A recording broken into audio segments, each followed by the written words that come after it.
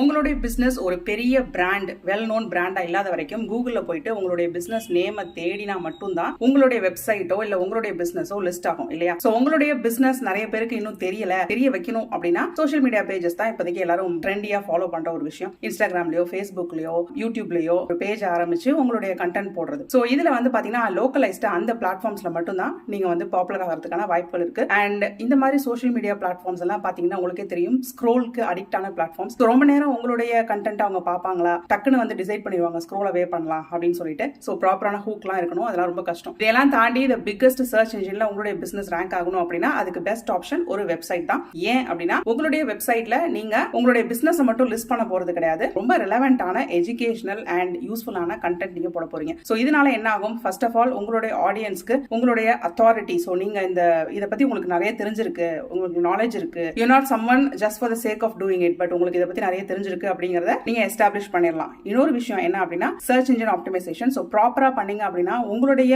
Clients ஒரு உங்களுடைய customers daily தேடக்கூடிய சர்ச் டெர்ம்ஸ், அதாவது பை பண்றதுக்கா இருக்கலாம் இல்ல ப்ராப்ளம் சால்வ் பண்றதுக்கா இருக்கலாம், சோ அந்த சர்ச் டெர்ம்ஸ்லாம் உங்களுடைய வெப்சைட் ரேங்க் ஆகும். which means உங்களுடைய பிசினஸ் கூகுள் சர்ச் இன்ஜின்லயும் சரி மத்த சர்ச் இன்ஜின்ஸ்லயும் ஈஸியா ரேங்க் ஆகி நிறைய பேருடைய கண் பார்வை அதுல படும். சோ இது எப்படி பண்றது அப்படின்றதுல உங்களுக்கு ஹெல்ப் வேணும்னாலும் இல்ல ஏதாவது டவுட்ஸ் இருக்கு அப்படின்னாலும் don't forget to contact me.